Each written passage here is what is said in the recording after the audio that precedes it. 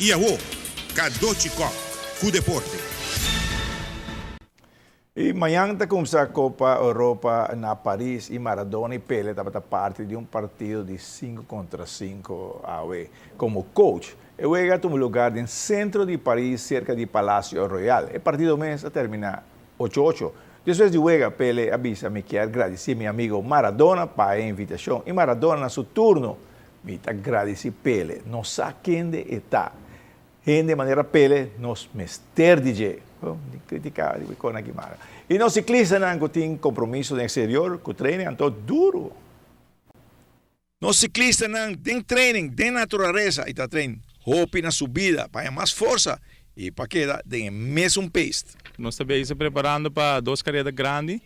Com o grupo grande, nós estamos indo a Atlanta, na Georgia, na Iaô. Nós estamos fazendo uma corrida de 5 dias, 6 etapas.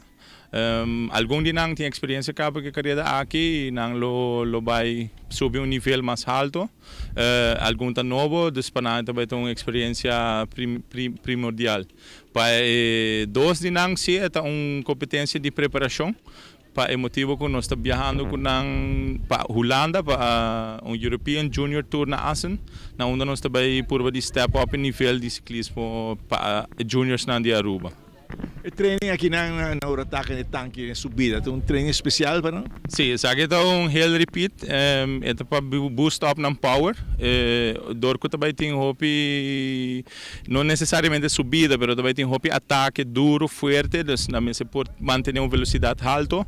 Então, se trás de viaja, também queda com um speed alto depois de um ataque. Então, hobby viaja, se passa com uma carreira, atleta não tira um ataque, mas para quieto. Relax. Sim. Não, de carreira não vai encontrar na mesma dieta, também tem ataque duro, de subida aqui, pum, explosividade, pero depois se pode fazer um counter, sobre não também competir somar contra atleta não que tá arriba nível regional mas, também tem na Holanda, por exemplo, atleta de Inglaterra, de Alemanha, de Holanda mesmo naturalmente, de Bélgica, dus eigenlijk volle European juniors não também é competência aqui. Essa subindo é tanque aqui na Urataca, para mira já que não tem power e força necessário cada viagem?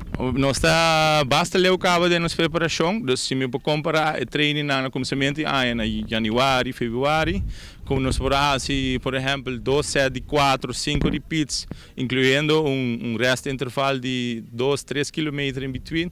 Agora que nós estamos fazendo 3 sets de 6 repeats, 8 repeats, o nível da queda sube.